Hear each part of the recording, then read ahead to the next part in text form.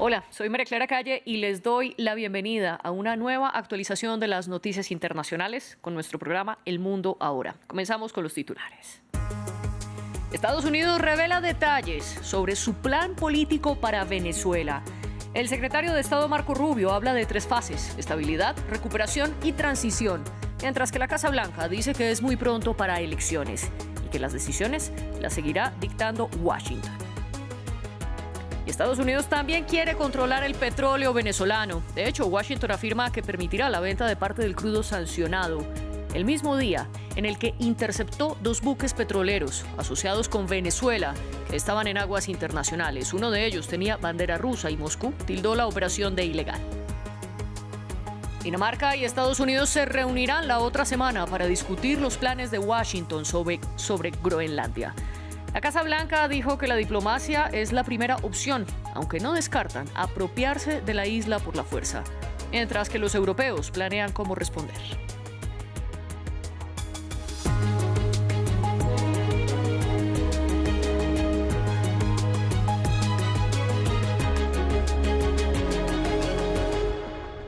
Comenzamos hablando de Estados Unidos y Venezuela, porque hay nuevos pronunciamientos sobre el control político que quiere ejercer Washington.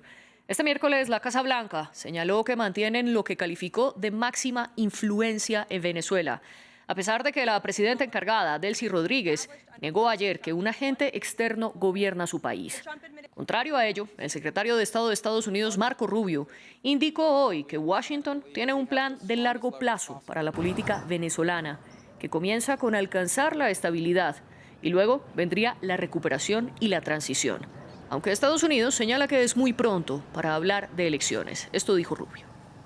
El primer paso es estabilizar el país. No queremos que caiga en el caos. Parte de esa estabilización y la razón por la que entendemos y creemos que tenemos la mayor influencia posible es nuestra cuarentena. La segunda fase será la que llamamos recuperación y consiste en garantizar que las empresas estadounidenses, occidentales y de otras partes tengan acceso al mercado venezolano de una manera. Eso también es justo. Al mismo tiempo hay que empezar a impulsar el proceso de reconciliación nacional en Venezuela para que las fuerzas de la oposición puedan ser amnistiadas y liberadas de las cárceles o repatriadas al país y comenzar a reconstruir la sociedad civil. Y luego la tercera fase, por supuesto, será la transición. Además del control político, Estados Unidos quiere supervisar de manera indefinida la venta del petróleo venezolano. Esto fue lo que dijo textualmente el secretario de Energía estadounidense Chris Wright.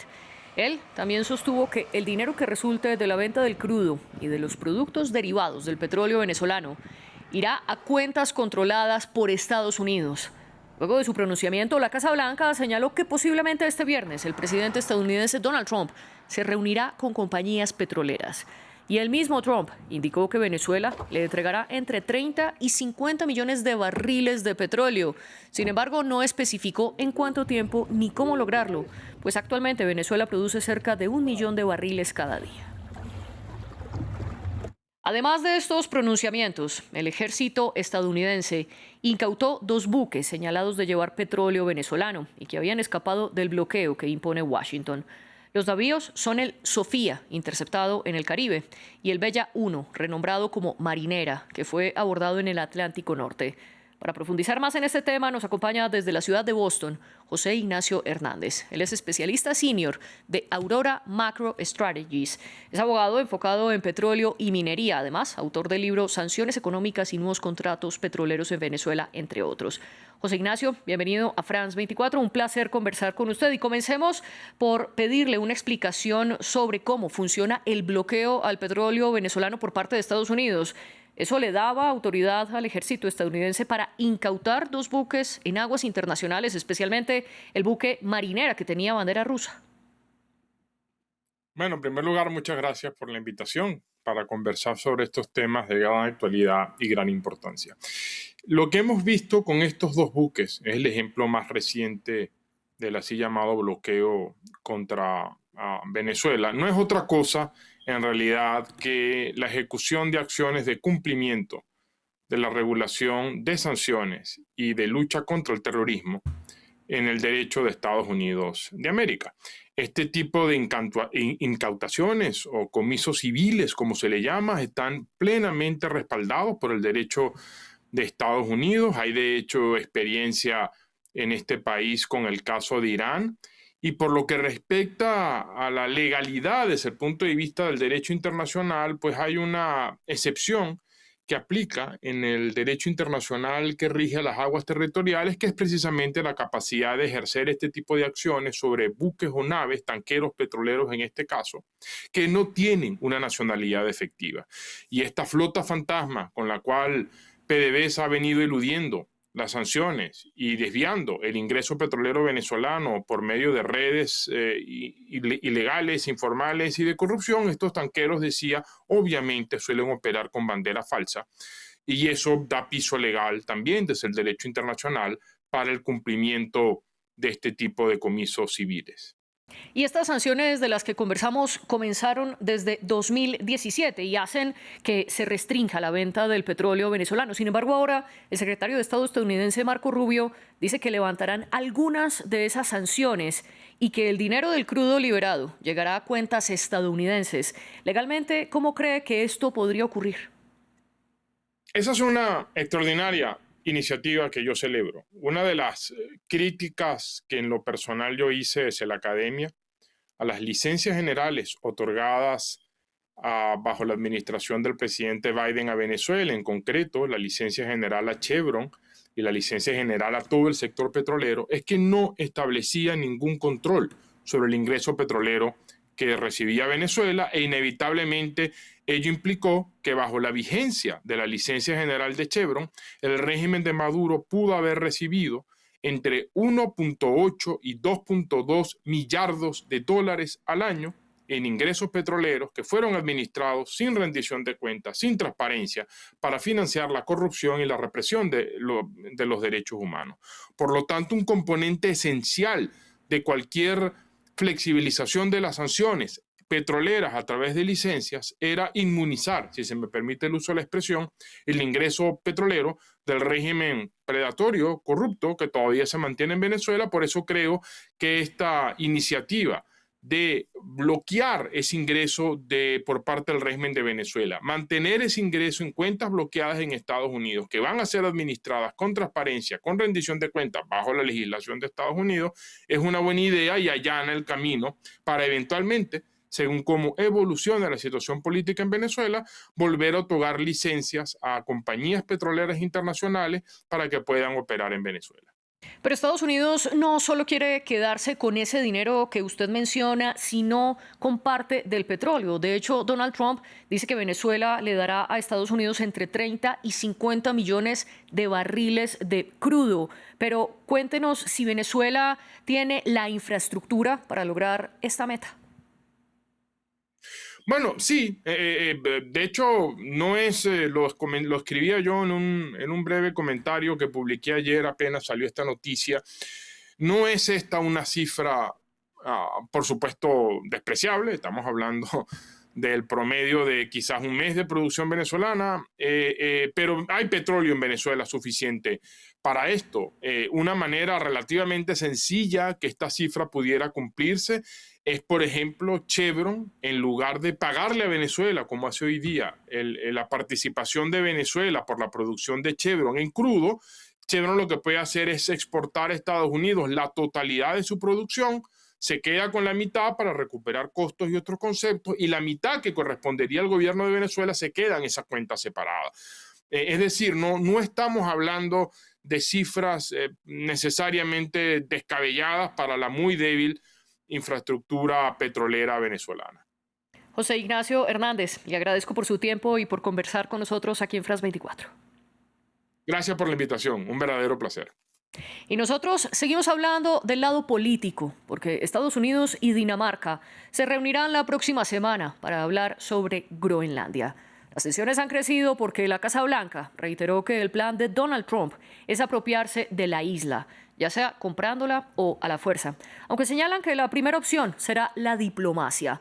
Por su parte, los europeos rechazan esta postura y el presidente del Consejo Europeo, Antonio Costa, agregó que cualquier decisión sobre Groenlandia debe ser tomada por Dinamarca, el reino del que es parte la isla.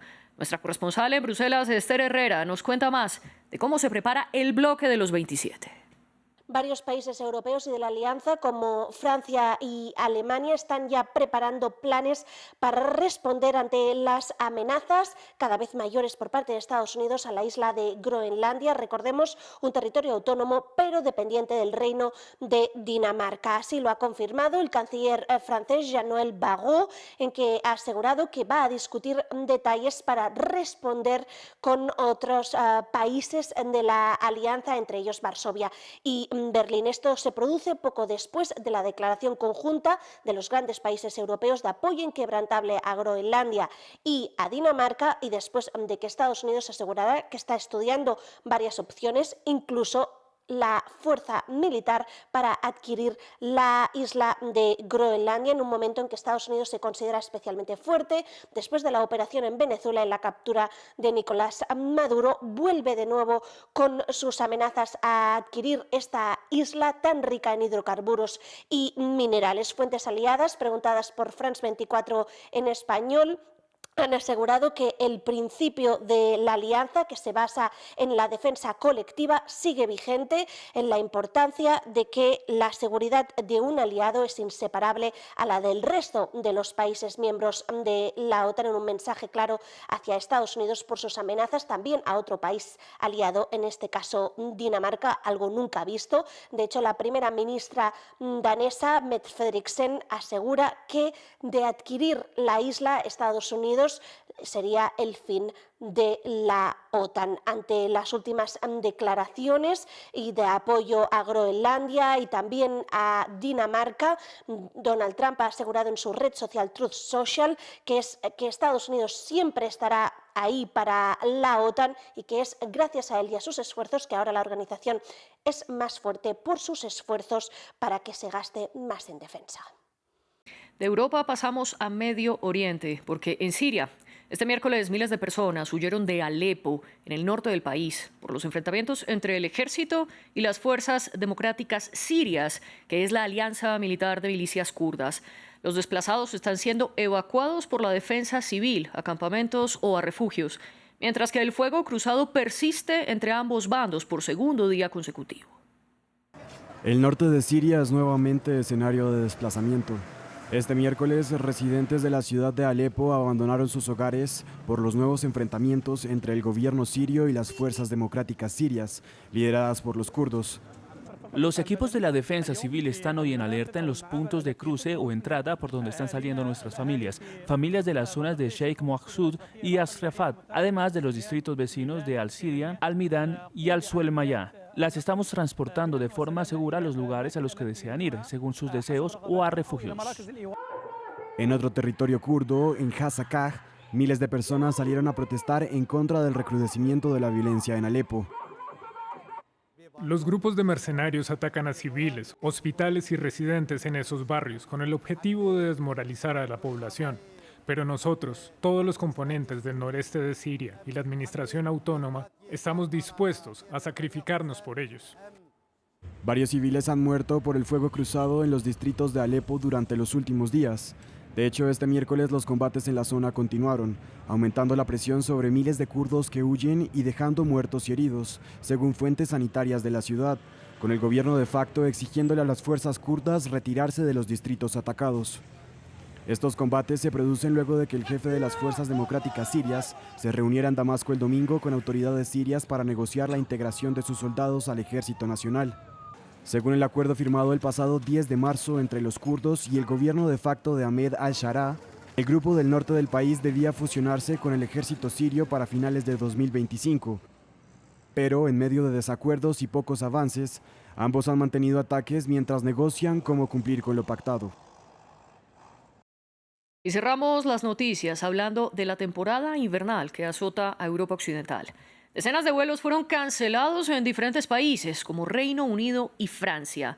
Este es parte del efecto de la borrasca Goretti que golpea a la región. Esta hizo que nevara en ciudades como París, donde sus monumentos como la Torre Eiffel se vistieron de blanco. Un escenario un poco atípico para los turistas. Es mi primera vez en París, también mi primera vez en Europa, la primera vez que veo nieve porque vengo del Amazonas, de Surinam, así que es magnífico para mí, me gusta. Tenía miedo de venir, pensando en que no soportaría el frío, pero la verdad es que me gusta más que el sol. Los invito a que sigan conectados con France 24 y France24.com, porque en breve regresamos con más actualidad internacional.